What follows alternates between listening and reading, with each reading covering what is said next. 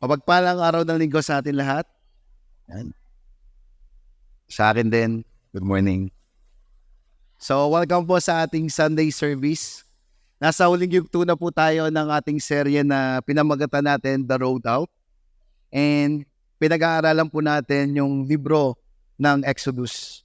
And alam po natin na the Latin word from Greek, Exodus, ang ibig sabihin po nung Exodus ay exit or departure. Ibig sabihin po, daang palabas. So, sabi po ni ating mga piganina, see you next Sunday, pero wag muna kayong umalis. Joke po yun. So, let's go na to the Word of God. So, alam po natin na for 430 years, naalipan po ang Israelita. And ang Panginoong Diyos po ay tinawag si Moses para po magkameron ng freedom o ng kalayaan. So dito po sa chapter 14, ito po yung the best na every time babasahin ko po ito, especially nung kids pastor pa po ako, yung mga bata po talagang na-amaze, lalo na pagka yung nadaan na po doon sa exciting part na nag-cross na po ng Red Sea. And kami, parang yung iba, tanda ko nung sa kids church, sabi nila, ay pastor, anong nangyari doon sa mga balyena? Anong nangyari doon sa isda? Para bagang mga gano'n na ano. And, but when they asking me, paano nangyari yun? It is impossible. And again, the book of Exodus, sinulat din po siya, hindi lang for the freedom, pero maunawaan at maintindihan kung sino po si Yahweh.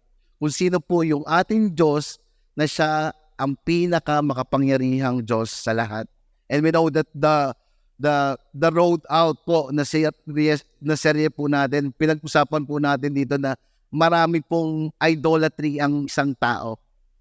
And many of us, when we see it, when we know it, nakita po natin doon na wala po tayong pwedeng sandalan, kapitan, kundi ang ating Panginoong Diyos. In the same time, we have a lot of things na kailangan natin ng kalayaan at ito ay matatagpuan lamang natin, walang iba po sa Panginoong Diyos na meron po tayo. And today, we will find out how did the Lord rescue the Israelite from the pursuing Egyptian army.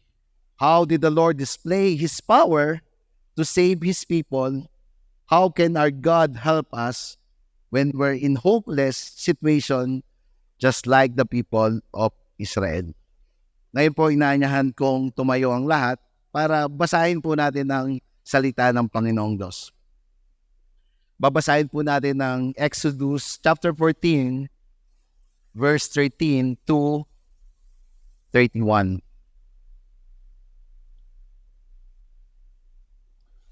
Sumagot si Moses sa mga tao, huwag kayong matakot, magpakatatag kayo at makikita ninyo ang pagliligtas ng Panginoon sa inyo sa araw na ito. Ang mga Ehipsyong nakikita ninyo ngayon ay hindi na ninyo makikita pang muli. Ang Panginoon ang makikipaglaban para sa inyo. Hindi nyo na kailangan makipaglaban pa. Pagkatapos sinabi ng Panginoon kay Moses, bakit patuloy ka pa rin humihingi ng tulong sa akin? Sabihin mo sa mga Israelita na magpatuloy sila sa paglalakbay. Pagkatapos itaas mo ang inyong baston sa dagat para mahati ang tubig at makatawid ang mga Israelita sa tuyong lupa. Patitigasin ko ang puso ng Ehipsyo para habulin nila kayo, pero lilipulin ko ang paraon at ang kanyang mga sundalo, mga ngabayo at mga karwahe. Sa pamamagitan nito, mapaparangalan ako. Verse 18, kapag nalipon ko na sila, malalaman ng Ehipsyo na ako ang Panginoon. Pagkatapos lumipat, sa hulihan ang anghel ng Diyos na nangunguna sa mamamayan ng Israel, gayon din ang makapal na ulap. Tumigil ito sa gitna ng mga Israelita at mga Ehipsyo. Sa buong gabi nagbigay ng liwanag ang ulap sa Israelita at nagbigay ng kadiliman sa mga Ehipsyo. Kaya lumipas ang gabi na hindi nakalapit ang mga Ehipsyo sa mga Israelita. Pagkatapos itinaas ni Moses ang kanyang kamay sa dagat at nahati ang dagat sa pamamagitan ng malakas na hangin na ipinadala ng Panginoon mula sa silangan. Buong gabing umihip ang hangin hanggang ang gitna ng dagat ay naging tuyong lupa. Verse 22, at tumawid ang mga Israelita sa tuyong lupa na ang tubig ay parang pader na magkabilang gilid. Hinabol sila ng sundalo ng Ehipto kasama ang kanilang mga ngabayo, mga karawahe at mga kabayo. Nang mag-uumaga na, tiningnan ng Panginoon ang mga sundalo ng Ehipto mula sa makapal na ulap at naglalagablab na apoy at niliton niya sila. Tinanggal niya ang gulong ng mga karawahe nila para mahirapan silang patakbuhin ito. Sinabi ng Ehipsyo, umatras na lang tayo sa mga Israelita dahil ang Panginoon ang lumalaban sa atin para sa kanila. Nang makatawid na ang mga Israelita, sinabi ng Panginoon kay Moses, itaas mo ang iyong kamay sa dagat para bumalik ang tubig at matabunan ng Ehipsyo at ang arwahe nila at ang mga ngabayo. Kaya tinaas si Moses ang kanyang kamay sa dagat at nang sumikat na ang araw, bumalik ang tubig sa dati nitong lugar. Tinangkang tumakas sa mga Ehipsyo pero pinanood sila ng Panginoon sa dagat. Tinabunan ng tubig ang lahat ng sundalo ng Paraon at umabol sa mga Israelita, pati na ang kanilang mga ngabayo at karwahe. Wala ni isa mang nakaligtas sa kanila.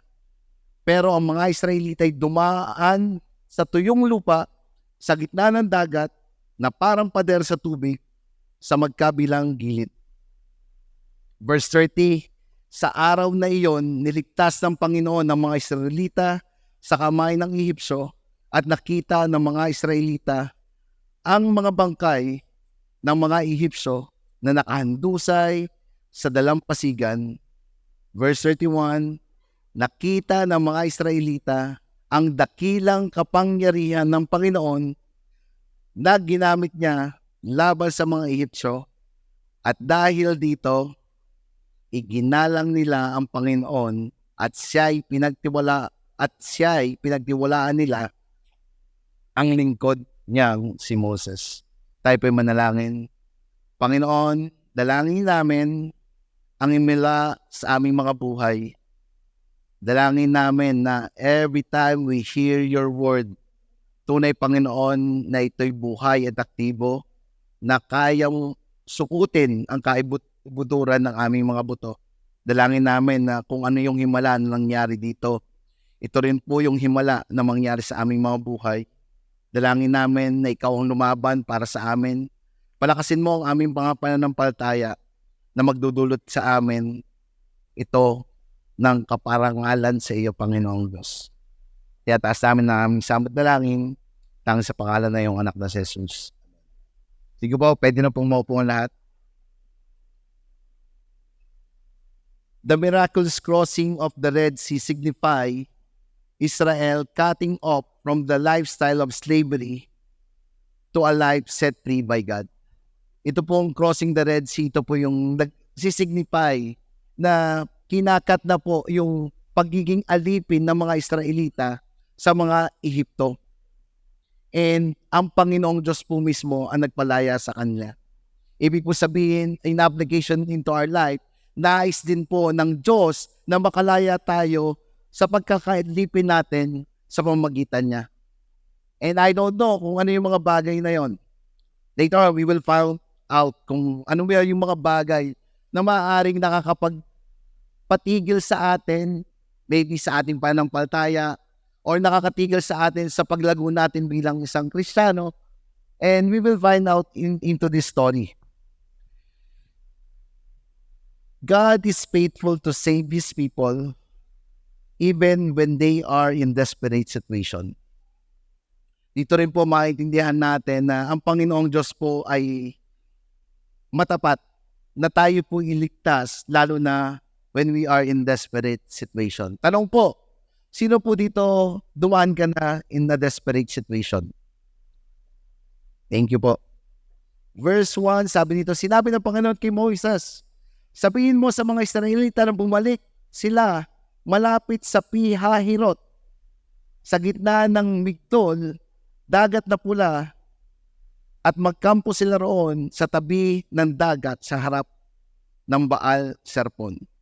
So sinasabi dito na in verse 2 pa lamang, alam na ng mga Israelita kung saan sila pupunta at kung saan sila magtatapos during ng pinalaya na po sila. Ito po yung after nung last week na topic natin na sabi natin po doon yung Passover. After nang mangyari po yung salot, yung ikasampung salot na namatay po yung kanilang mga panganay na anak na lalaki, ang paraon po ay wala nang nagawa kung hindi palayain na po ang mga Israelita. At nung pinalaya na po ang Israelita, sinabihan po sila ng Panginoong Diyos na dito sila pumunta sa dagat na pula sa may gitna ng Migdol at Baal Serpon. Verse 3, isipin ng paraon na nagkakaligaw-ligaw kayo at hindi makakalabas sa desyerto.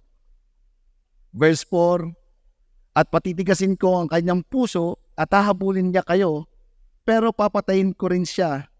Ang kanyang mga sundalo, sa pamamagitan nito ay mapaparangalan ako at malalaman ng mga Ehipsyo na ako ang Panginoon, kaya ginawa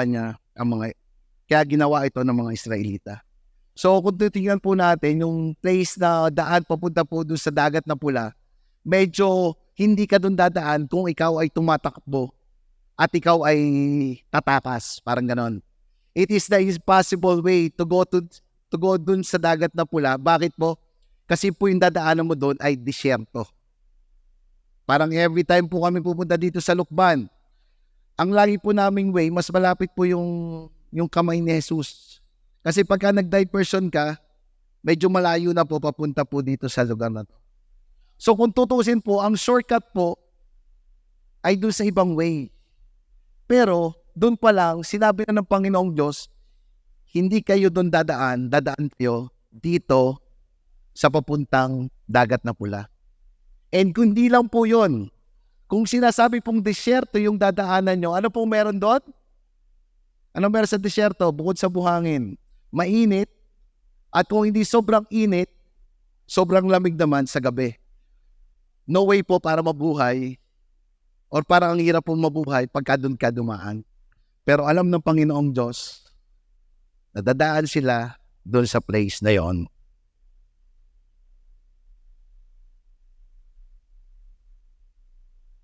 Sabi po dito, patitigasin ang kanyang puso at hahabulin niya kayo.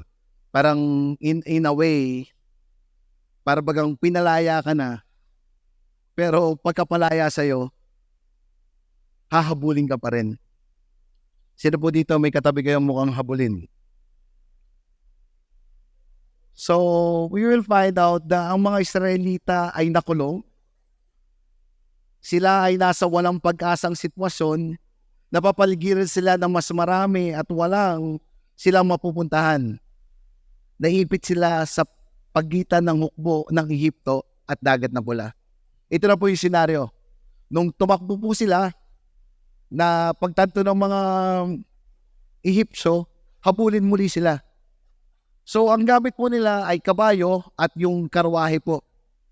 So sino dito nung gladiator? Parang ganun yung senaryo, yung dalawang wheel. So ang bilis po nung nung pagkahapol po nila sa mga Ehipsyo. So ngayon siguro, kita nila, andyan na sila, parating na sila. Kumbaga napapakanta na sila, eto na. Pero habang kumakanta po sila, yung dibdib po nila ay kinakabahan dahil bakit ba nandito tayo? And dito po yung senaryo yung kasunod nangyari. In verse 5, na mabalitaan ng hari ng Ehipsyo na tumakas ang mga Israelita, nagbagong isip niya. Ang lahat ng opisyal tungkol sa pag-alis ng mga Israelita, sinabi nila, ano bang ginagawa natin? bakit natin pinalis ang mga Israelita ngayon? Wala na tayong mga alipin. Verse 6, kaya inihanda ng Paraon ang karwahe niya at ang kanyang sundalo.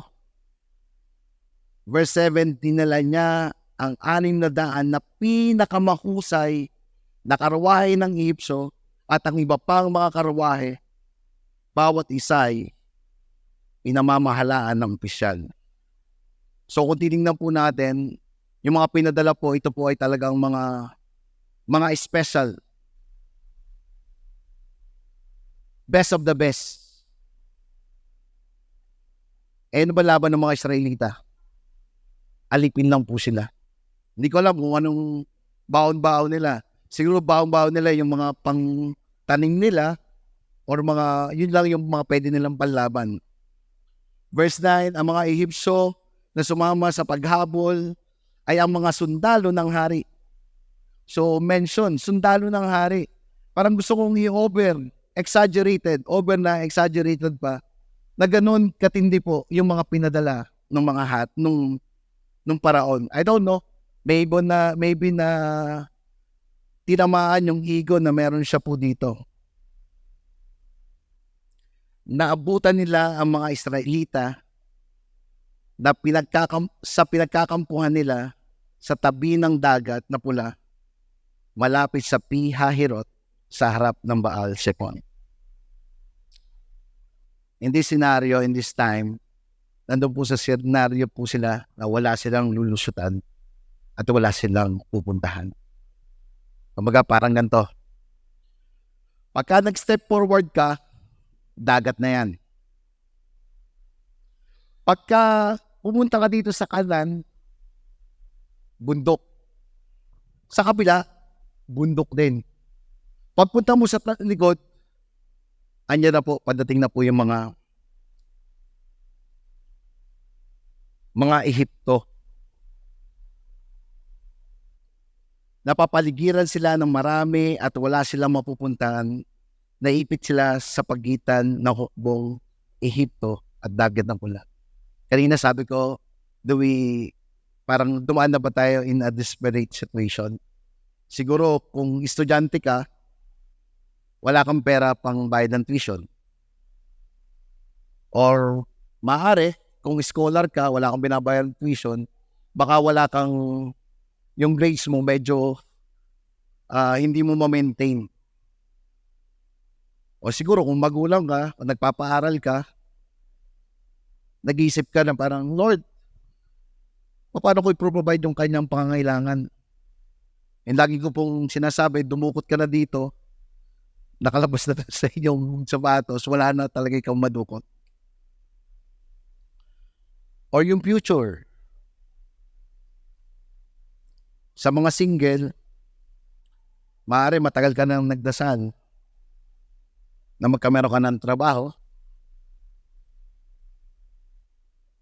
Or yung iba, nagdadasal na magkameron kang lifetime partner. Pero sobrang tagal. Kasama na yung nanay at tatay mo, pinagdadasal ka na rin. Tapos sasabi mong, yung love life ko parang minsan sakto, minsan zero. For some married couples, maaari yung kasal, yung marriage na meron tayo, on the bottom na ando na po na malapit na, konti na lang. Ando yung misunderstanding na laging naglilid ng conflict, yung lack of communication on many argument. Financial. Sino dito, pagka financial ang pinag-usapan, lagi mo naaalala si Judith at saka si Bill. Judith na ng Meralco, Bill na ng kuryente, parang parehasan. Or sa health. I don't know. Many of us is just like nito mga Israelita. Meron tayong sitwasyon na hindi natin alam kung saan tayo patungo o saan tayo papunta. Pero ang question, what is our response during this time and moment? Na nandun tayo sa sitwasyon na wala ka nang mapuntahan. There's no way, parang wala ka ng parang daan, or it is a dead end.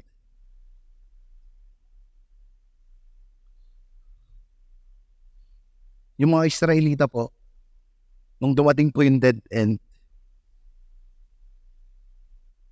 nung dumating yung crisis, yung hopeless situation nila, ang reaction po, fear, takot, worry, and anxiety.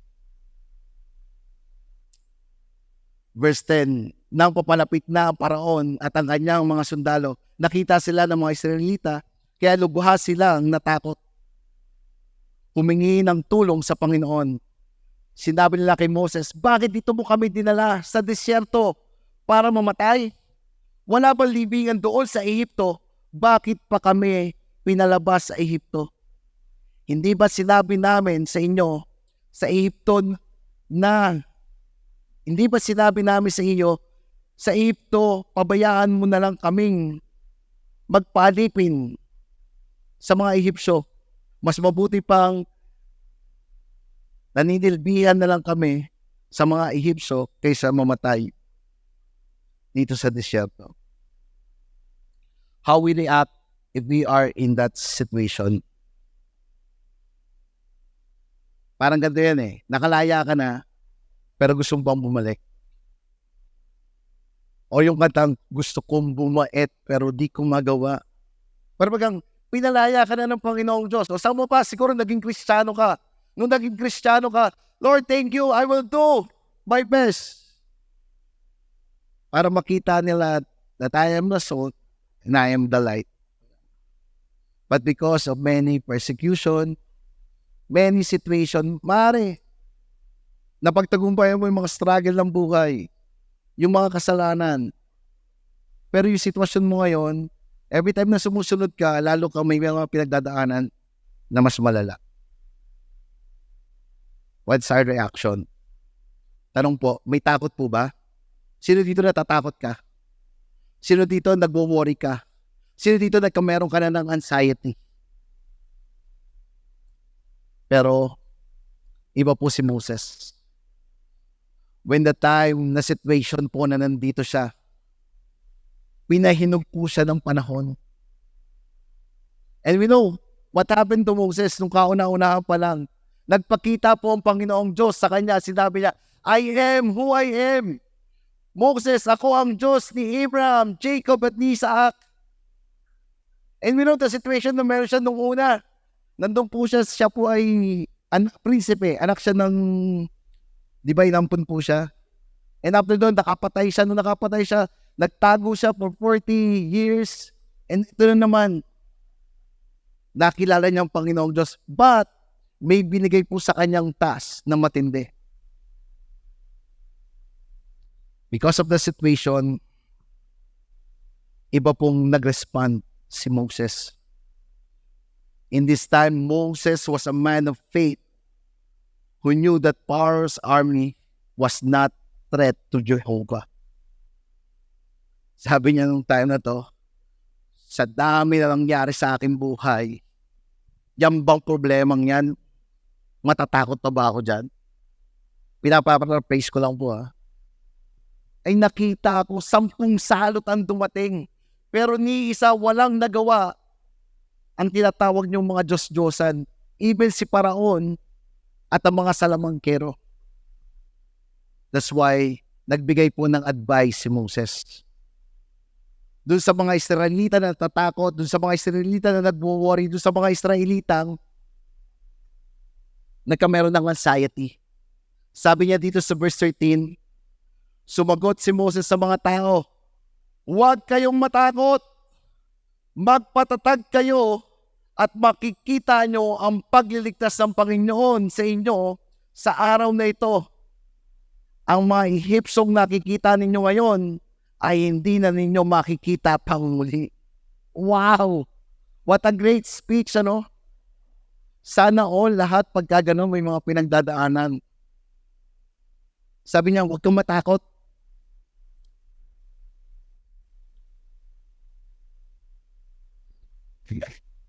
Kung natatakot ka po, tingin nga po kayo sa katabi nyo.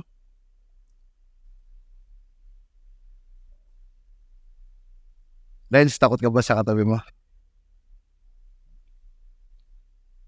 Again, when you face a situation, seemingly natatakot po kayo, may mga parang problema na health, finances. Sabi po nung advisor natin, because of his experience, sabi ni Moses dito, huwag kang matakot. Hindi ka makakapakinig sa Panginoong Diyos pag natatakot ka po. Tama po ba? Ano laging papasok pagka natatakot ka? Anong gagawin ko? Anong gagawin ko? Ano?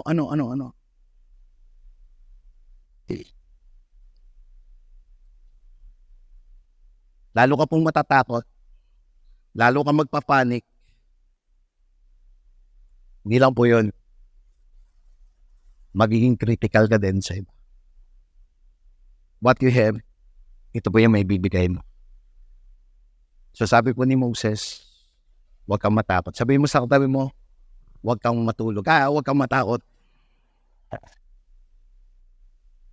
Second, sabi po ni Moses, magpakatatag ka. Hindi lang huwag kang matakot, pero sabi doon, stand firm. Can we say, stand firm?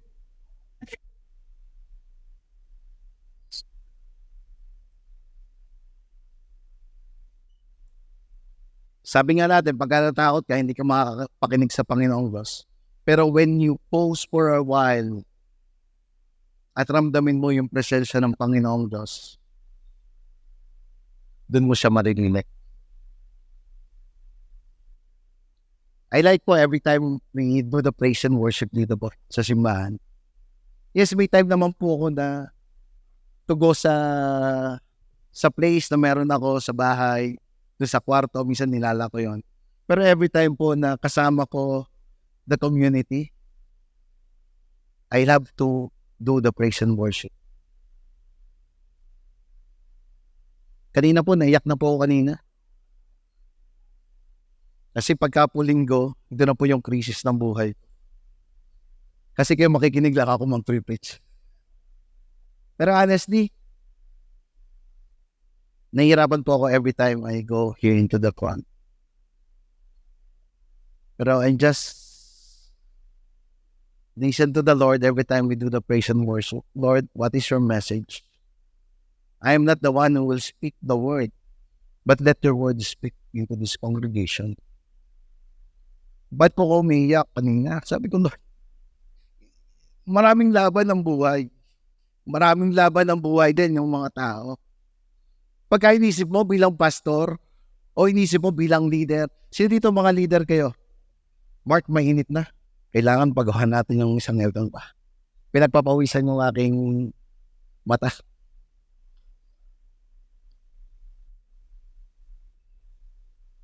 But by the time, hindi po natin kailangan parang mag-walk agad, but we need to listen to the word of God. I don't know when the time Moses na tinawag siya, na tumayo ka Moses, magkano ka hindi, joke lang yan bro. Masyado kang panimalay. Thank you, Mark.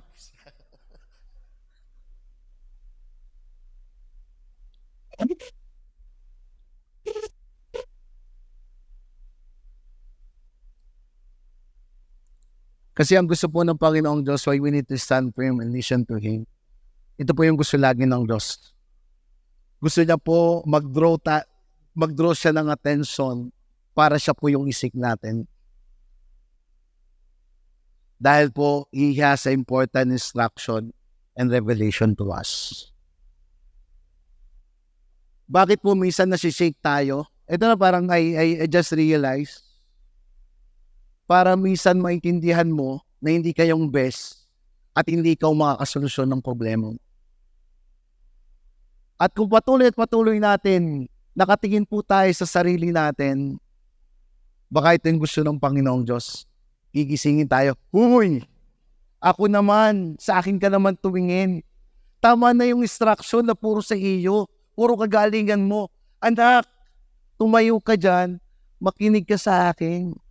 Makinig ka. Hindi ka lang tumayo, mag-take lead. But makinig ka sa akin. It is not you, but it's me. When we stand firm, kung hindi tayo natatakot at tayo tumatayo, pakinggan po natin ang Panginoong Diyos. He wants to give us instruction and revelation. Kung kaya, balik ulit tayo sa mga Israelita. Kung kaya nagpanik din si Moses, hindi nakinig, hindi nag-stand firm, sino kayo mapapakinggan niya? Dalawa lang. Yung mga Israelitang reklamo ng reklamo, in English, reclamation. Yung takot, anxiety, yun po yung makukuha nila. Baka si Moses, tara na, pati bangganan, labanan natin sila. Pero honestly, walang mangyayari, walang magagawa. Pero in this time, in this moment, nung hindi po siya natakot, nung nag-stand firm po siya, nakinig niya po ang instruction ng Panginoong Diyos. When you are in a situation na feeling mo dead end na, natatakot ka na, hindi mo na alam ang gagawin mo, sinubukan mo na lahat, strategy, galing, advice, wala pong nangyari, baka kailangan po natin mag-stand firm at magkinig po tayo sa Panginoong Diyos. Sabihin mo sa katabi mo, makinig ka.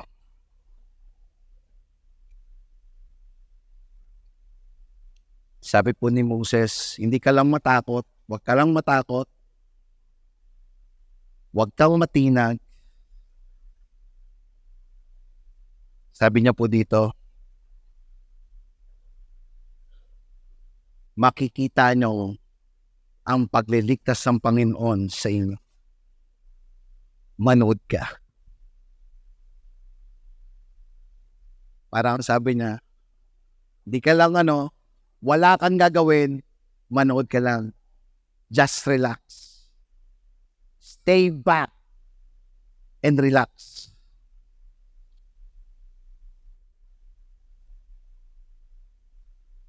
It means, let's rely on God's promise. If we look back sa kauna-unahan pala lagi sinasabi ng Panginoon sa Israelita, palalayain ko kayo at kayo ay mag-worship sa akin.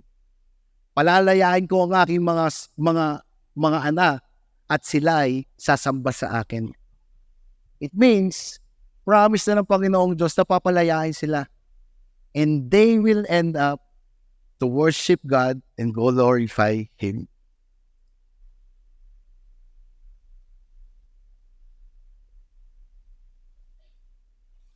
Sino po dito na-encourage ka na hindi ka na matatakot, na you will stand firm at manunod ka sa gagawin ng Panginoong Diyos?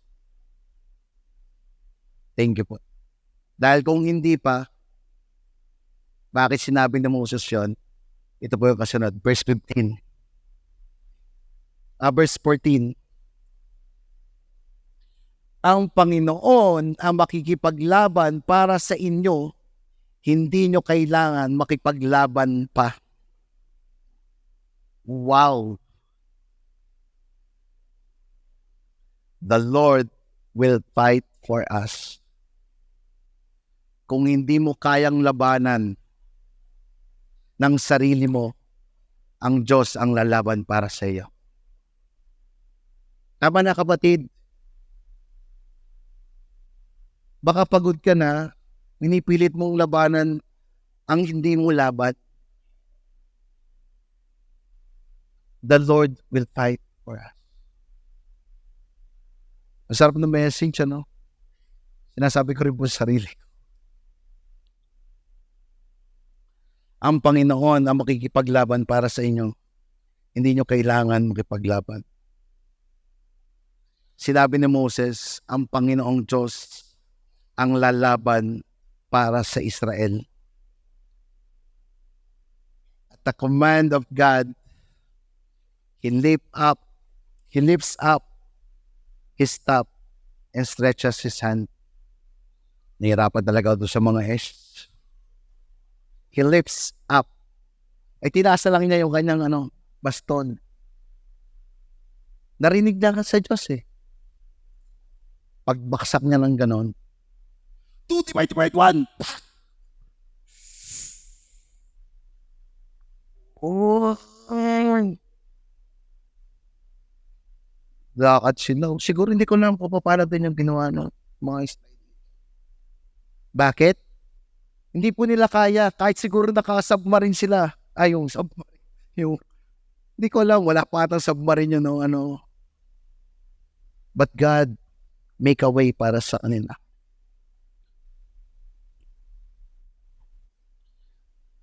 Yung the Lord will fight for you, merong ibig sabihin, Yahweh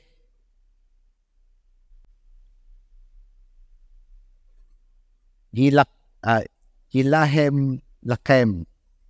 It means Yahweh fight for you. Meron yung picture na So, yung Hebrew word daw po ito, Lakem, means to fight and do battle with a personal and close engagement in the battle of war.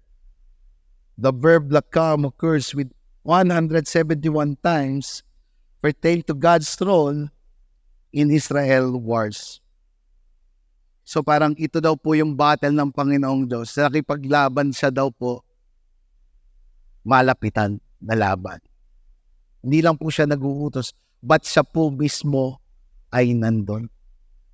It means, sa lahat ng laban ng Israel, sa lahat ng laban ng mga Israelita, sa lahat ng time na nahihirapan po sila, sa lahat ng time na nasustain po nila yung parusa, hapdi, kirot, na kanila pong pinagdadaanan doon nung time na yon, ang Panginoong Diyos po ay kasama nila at lumalaban po ang Diyos para sa kanila.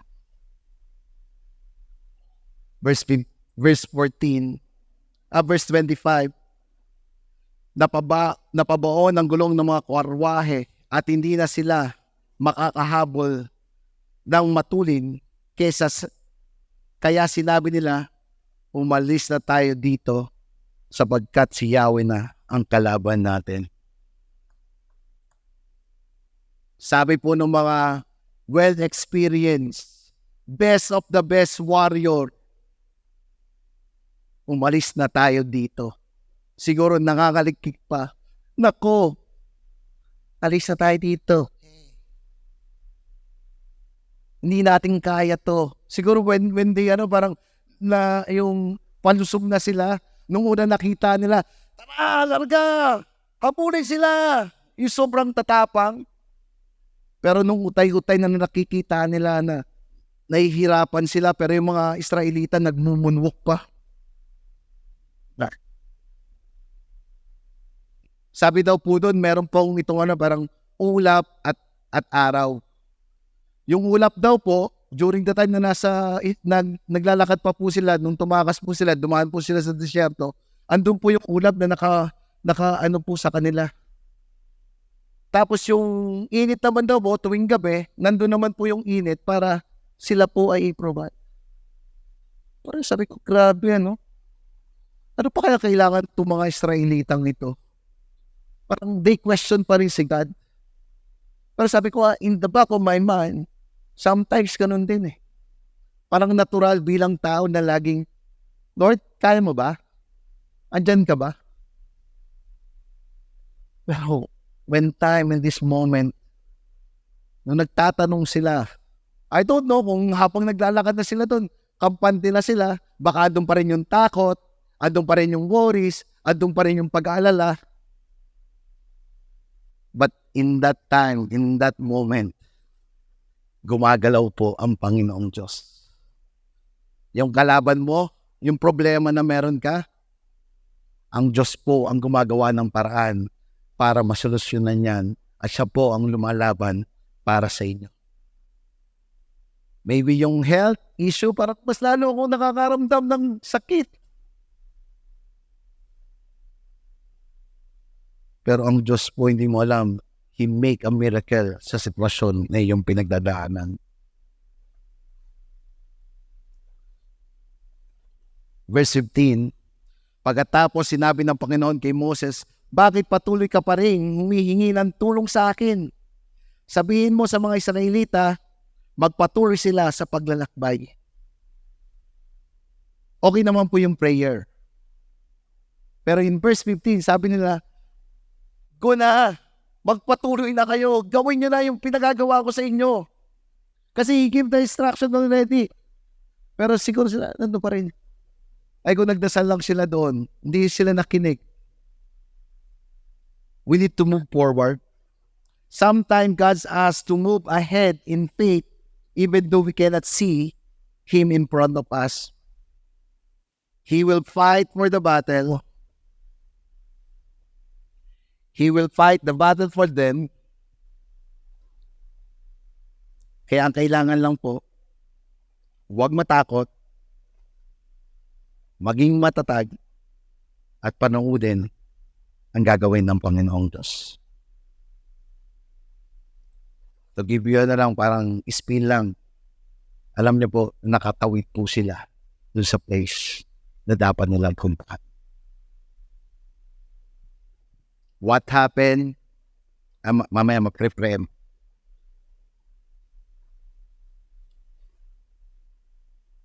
Ang Panginoong Diyos po ay lumaban para sa atin, para po magkameron tayo ng katagumpayan. At bakit po lalaban ng Panginoong Diyos sa inyo? Kanina sabi ko, natatakot pa rin ba kayo? Nagkakameron pa rin ba kayo anxiety? Nagwo-worry pa rin ba kayo? Unang sabihin ko po sa inyo, ang Panginoong Diyos ay lalaban sa inyo. Pero bakit ba siya lumalaban para sa inyo? Let's see it in verse 4. Patitigasin ko ang kanyang puso at hahabulin niya kayo. Pero papatayin ko siya at ang kanyang mga sundalo. Sa pamamagitan nito'y mapaparangalan ako at malalaman ng Ehipsyo na ako ang Panginoon. Gusto po ng Panginoong Diyos, bakit siya gusto niyang lumaban para sa iyo? Especially when you are a son and daughters of God. Dahil ang gusto po niya, siya po ang maparangalan at mabigyan ng kaluwalhatian. And we know what happened in verse 17 and 18. Sabi ito, patitigasin ko ang puso ng mga Ehipsyo para habulin nila kayo, pero lilipulin ko ang Paraon at ang kanyang mga sundalo, mga ngabayo at mga karawahe. Sa mamagitan nito, mapaparangalan ako. At kapag nalipol ko na sila, malalaman ng Ehipsyo na ako ang Panginoon. Yung pangalan pong Yahweh ay para pong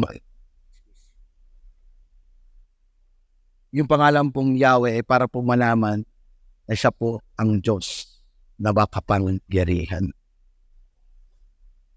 His greatness and sovereignty as the only true God was the goal of his final humiliation of Egypt.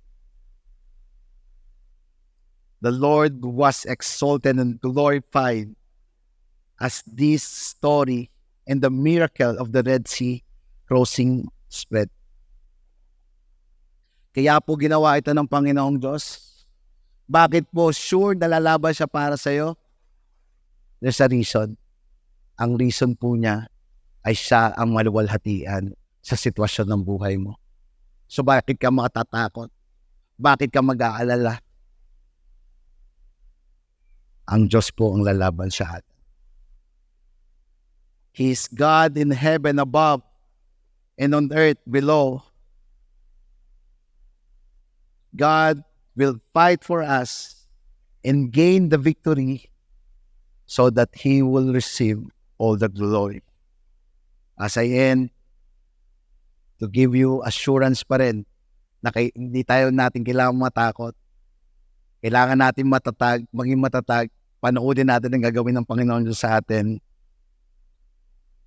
The Lord will deliver us by His great power. Verse 30 to 31, sa araw na iyon, iniligtas ng Panginoon ang mga Israelita sa kamay ng mga Ehipsyo.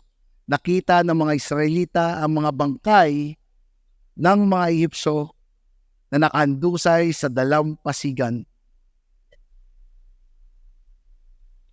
Nakita ng mga Israelita ang dakilang kapangyarihan ng Panginoon na ginamit niya laban sa Ehipsyo, at dahil dito, iginalang nila ang Panginoon. Siya ang pinagtitiwalaan nila at ang lingkod niyang si Moses. In this time, in this moment, the Lord displayed His mighty power in saving us so that He will trust and fear Him. Ginawa po ito ng Panginoong Diyos para tayo ay lubusang magtiwala sa Kanya at magkameron ng galang sa Panginoong Diyos. Pinakita niya po yung Kanyang makapangyarihan gawa para po sila ay maligtas sa kapahamakan na dapat ay kanilang pagdadaanan. God makes a way when there's no way.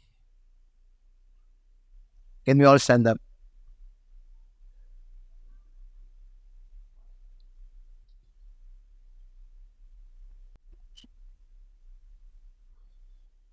As I end, ang Diyos po ay lumalaban para sa atin. Ang Diyos po ay mapaparangalan at gagawin ng Diyos ito sa pamamagitan ng Kanyang makapangyarihang gawa.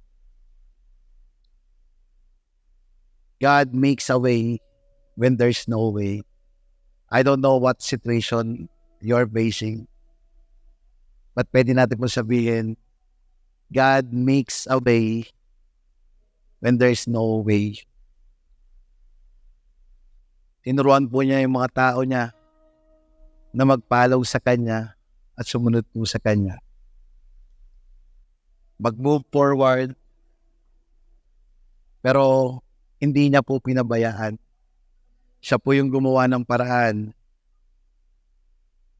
para po sila ay magkameron ng kaligtasan at ang Kanyang pangalan ay maparangalan.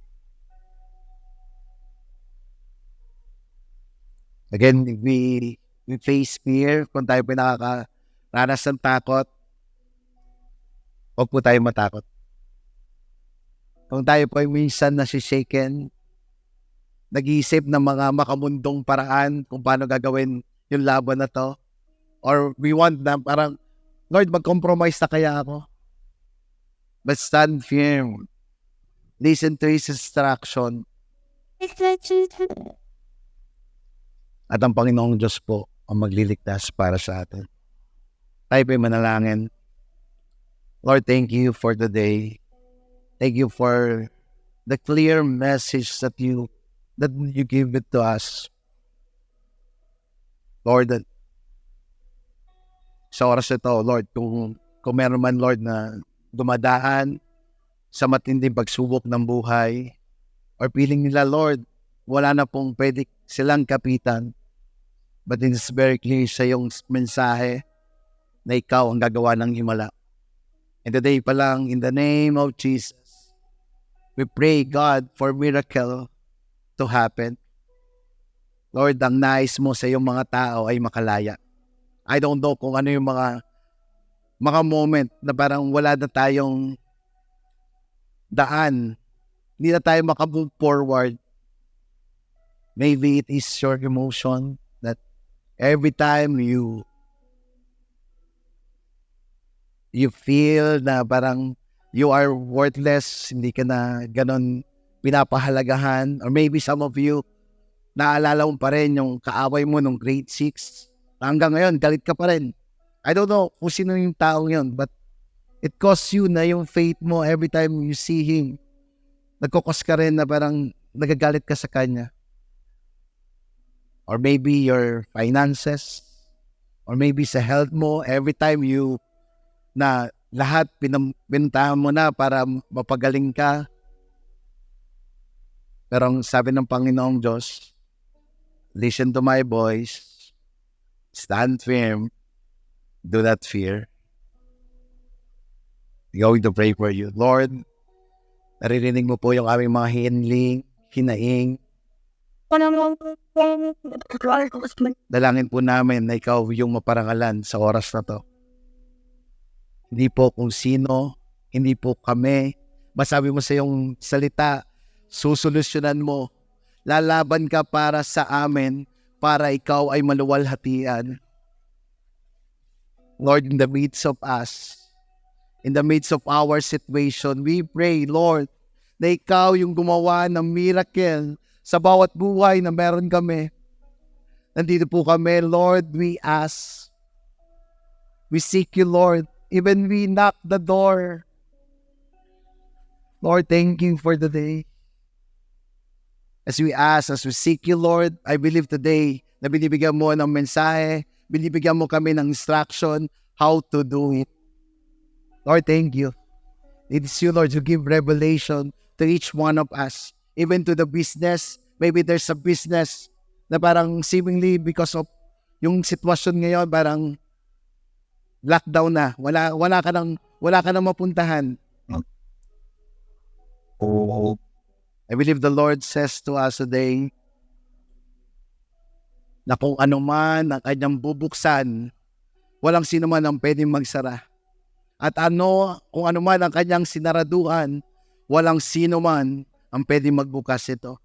It means God give you assurance na kung sa Kanya tayo magtitiwala, if we will seek Him, we will find Him.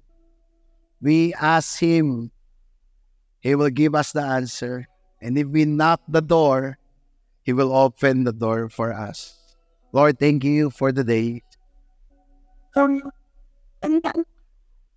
thank you for the day.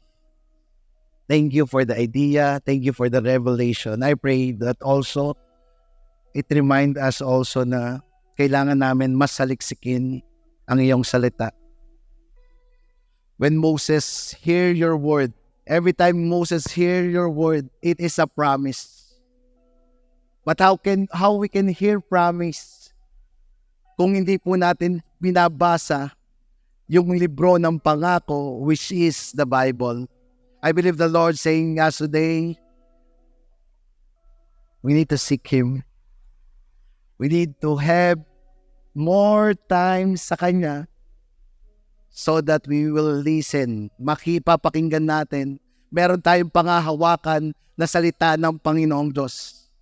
And this time, this moment, the faith of Moses is going forward and going backward. Backward, na pinalala sa kanya ng Panginoong Diyos kung gaano siya makapangyarihan sa lahat.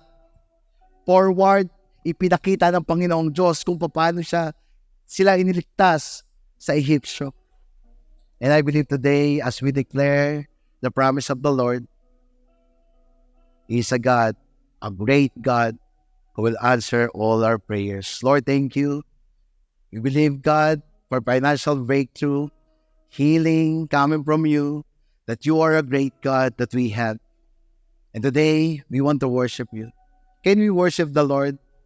Pwede ba natin palakpakan ng Panginoong Diyos? He is a great God.